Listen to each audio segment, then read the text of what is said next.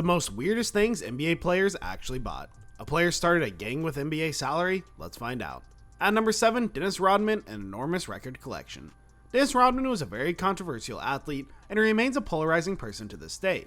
He was much as capable of kicking a cameraman during a game as he was of being nice and generous to random fans. The fact that he considers Kim Jong-un to be a regular person paints him as either extremely empathetic or extremely stupid. The fact that he's gone bankrupt despite earning $50 million on team contracts alone makes him definitely the latter when it comes to handling money. Part of it was lost on the purchase of his $8 million mansion. Apparently, 2/3 of the mansion was filled with Rodman's enormous record collection. The man said he would rather lose his kidneys than his albums, which shows that he really loves his music. This was before MP3 files and streaming, so we can understand the large collection. At number 6, we have J.R. Smith, private jeweler. J.R. Smith is a goofball, but one in the easy-to-love kind. Even President Obama joked about the shirtless celebration of his first NBA championship. J.R. is also a respectful shooting guard, a streaky scorer who, when he's on, can lift his team with 3-point shooting. When he's not riding on his motorized scooter or inviting friends to take a bike ride with him, J.R. Smith also likes to splash the cash. Back with the Knicks, he was reported to own a jewelry company close to $50,000. It was only because the issue went public that the world learned about his ugly black Jesus piece. Jesus' face was surprisingly similar to that of JR himself. It was also worth $25,000. At number 5, Joe Johnson, a room for his sneakers. Joe Johnson one-ups Jarrett Jack in the sneakerhead department. He signed a 6-year, $119 million contract after making the All-NBA third team, which is a sign of the Hawks' desperation to keep talented players more than sign of his talent. He obviously never lived up to that huge deal, which doesn't mean he wasn't a good NBA player.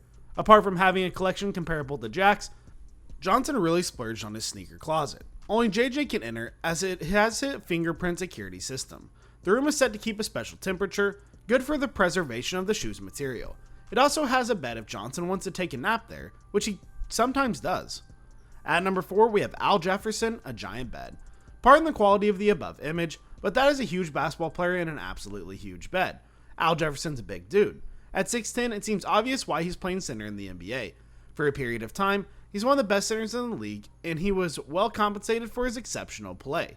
Last season was actually his first 2005 to 2006, in which he scored under 12 points and grabbed fewer than 6 rebounds per game.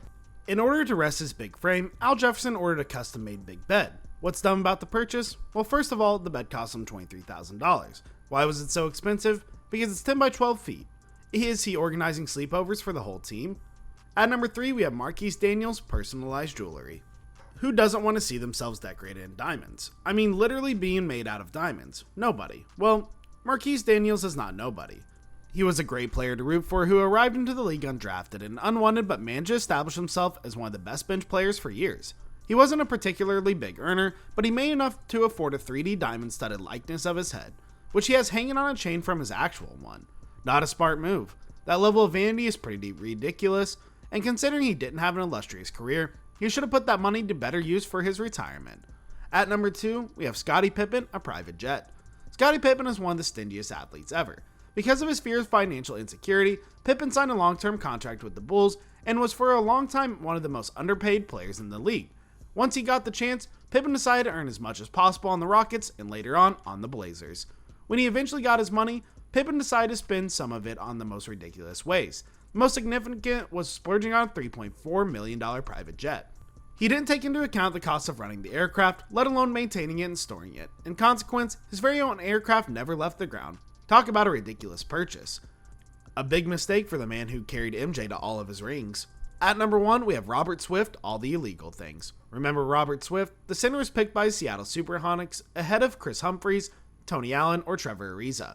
The fact that these players are mentioned as the ones passed on by the Sonics shows how big of a bust Swift was. He played in 97 games during the 5 seasons on the Sonics and Thunder. There is more to his on-court issues than his injuries.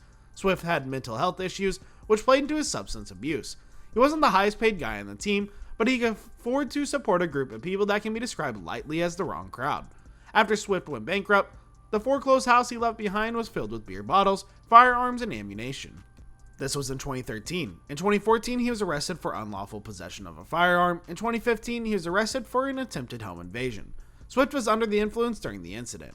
Imagine buying a gang with your first salary. Well guys, that's it for today. Let us know what you think was the weirdest purchase in the comment section below. We hope you liked the video. Thank you so much for watching until the end, and as always, don't forget to like and subscribe. See you next time.